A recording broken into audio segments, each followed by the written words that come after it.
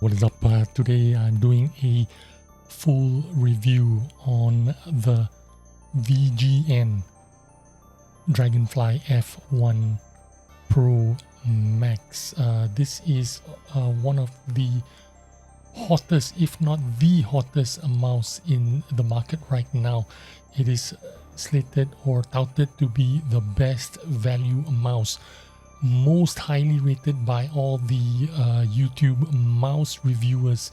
If you Google this, or if you're into mouses or latest technology on mouses, this will be high up there on one of the most popular mouses there right now. Why? Because this is one of the best, if not the best, budget mouse out there. This comes in at $57. I think you add a couple more dollars for it to be delivered, but the VGN Dragonfly Series F1 mouse is really popular. It starts at, if I'm not mistaken, it starts at even cheaper than that, $40 for the F1, the stock series, or the entry level F1 is $40, and then you have the F1 Pro. This one is the F1 Pro Max, and there's another one called the F1 MOBA. And for $57, man, this thing is absolutely phenomenal. Now we'll go through the specs, but first let me share my first impression on this mouse. Obviously, I've had it for like 2 days right now. Unboxed it for you guys, and I showed you the video yesterday. This thing is absolutely amazing.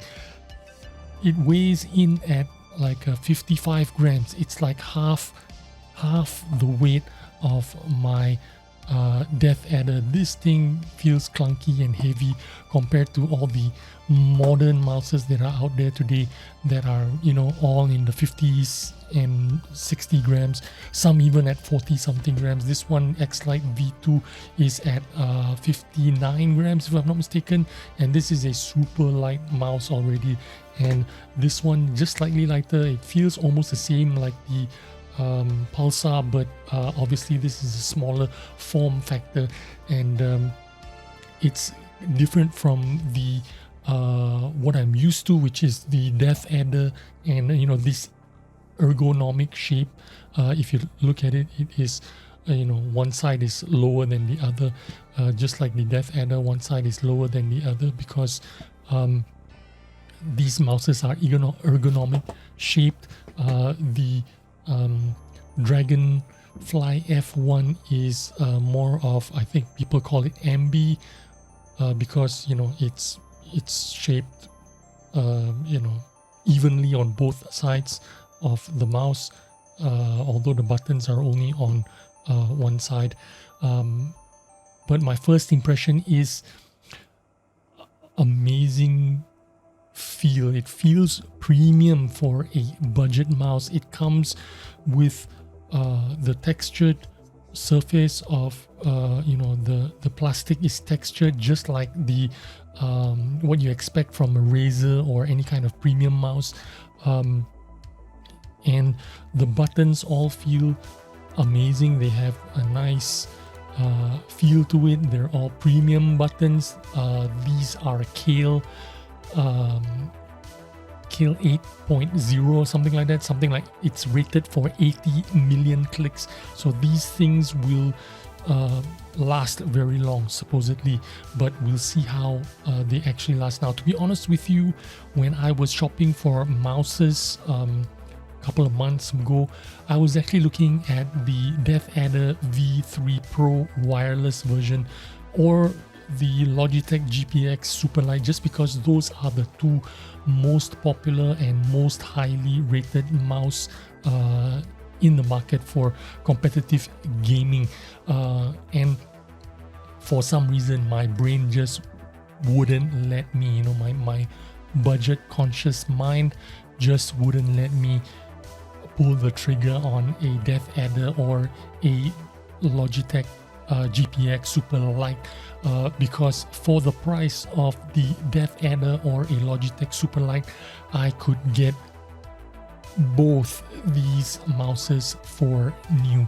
The Pulsar X-Lite V2 is only $65, I think it was 65 shipped to my door, and this one is $57. I got it off Mac Keys.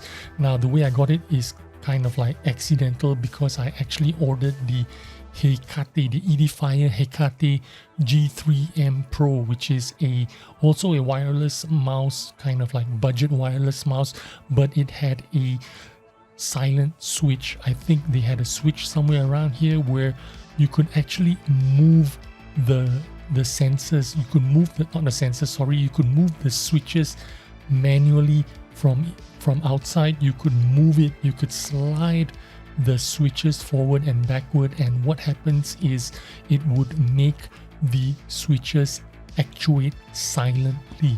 And what I was actually looking for was a silent switch,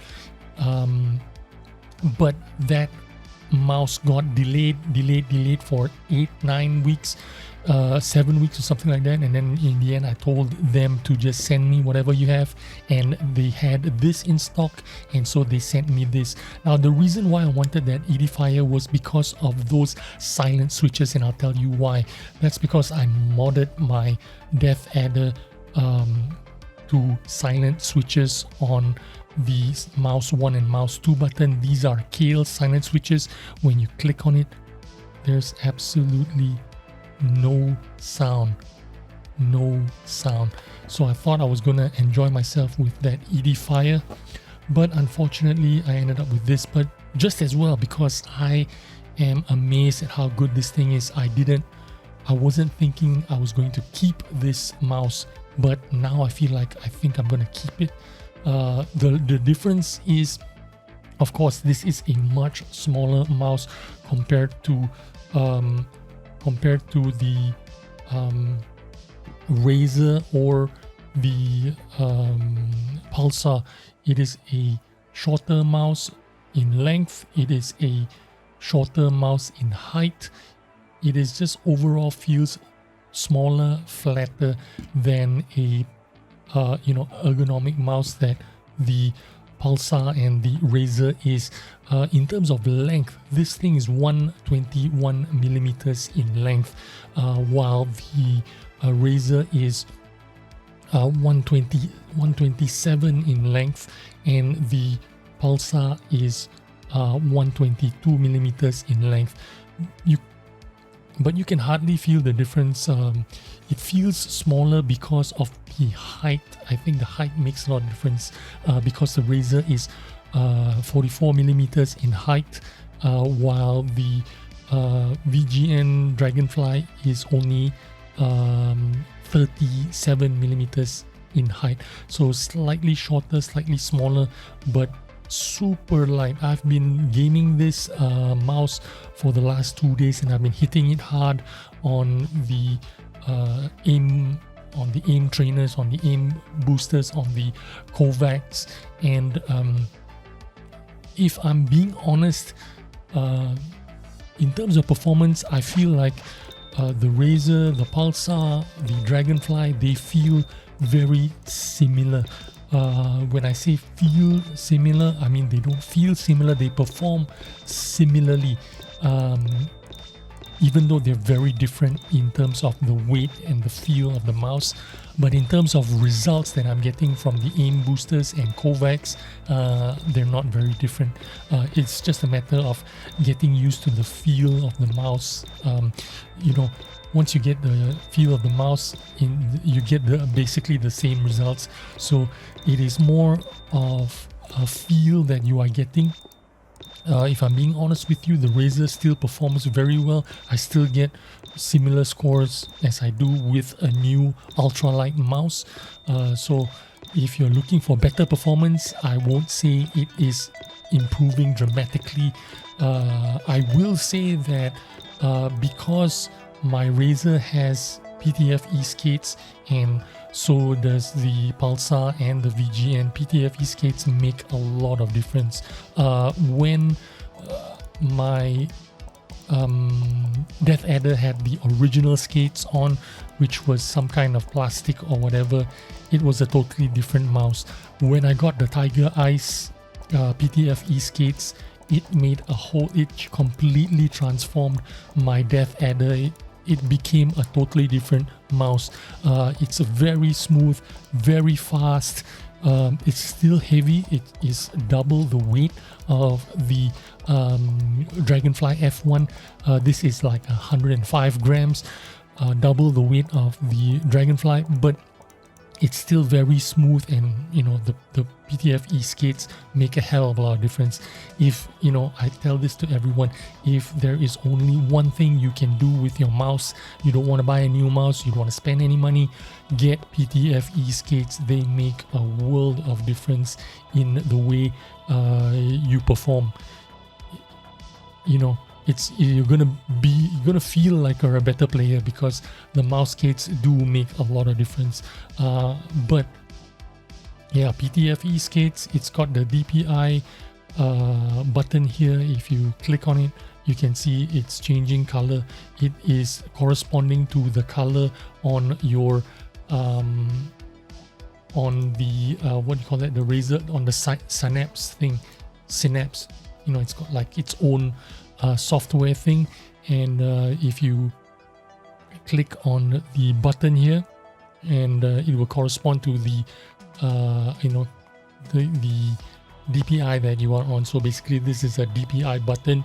You've got 4 different settings. You can add more if you wanted to, but the 4 default ones are, the first one is 400 DPI, and then 800, and then 1600, and then 3200. I have it at 1600. It's pretty good. You can turn it on and off here, but I leave it on all the time, and it will go to sleep. That is my understanding. But this has a 130-hour battery, and it is absolutely amazing. Now you can see my battery here is 90%. This is out of the box, and I've had it for 2 days. So the battery life is absolutely incredible. The difference between this and my Pulsar, a lot of difference. My Pulsar, when I have it fully charged and I use it non-stop, it can last 3 days, 3.5 days maximum. So very different battery experience that I'm getting. In fact, if I use the Pulsar for 1 day, from 100% it will drop to 70%, 65% in just 1 day very easily. So that is the difference between the Pulsar and the Dragonfly in terms of battery life for the wireless. I feel like the battery, they've absolutely nailed it with the battery, and that is what makes me really happy. There is a wireless dongle that comes with the Pulsar, and this is where you store it. I actually only just noticed this while I was showing this to you, because when it came in the box, the dongle was actually in the box, not inside this thing. Now that I'm looking at the base, now only I see that this is actually a nice kind of storage place for you to put your 2.4 Hz dongle. Obviously it comes with a wired mode and 2.4 dongle. You can use it in, nobody's going to use the wired mode, you're going to use the dongle, but in case you run out of batteries and you need to charge, you can play it on wired mode. But yeah, this is my first impression. Really good mouse for a budget $57 mouse.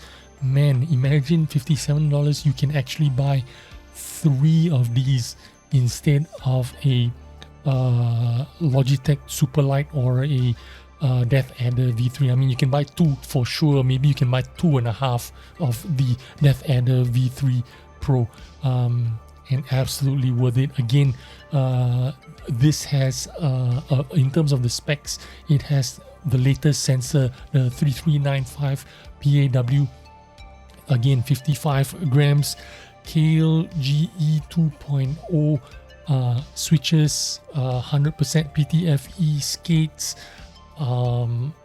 90 million clicks on this Kale GE 2.0, 130 hours of battery life, which is absolutely incredible. You can get 26,000 DPI resolution if you wanted to. What else do I have to say about this mouse, man? If you're looking for a new mouse that is absolute value for money, you know, giving the big boys, you know, a good chase, I mean, this is up there with the GPX and with the Death Adder V3 with the Viper. I haven't tried the Viper, but I'll be honest, I think this is really good value for money, premium feeling for $57. It's very difficult to go wrong. Anyway, hope you found this video useful and this information you know, useful to you, and I will see you on the next video. Bye bye.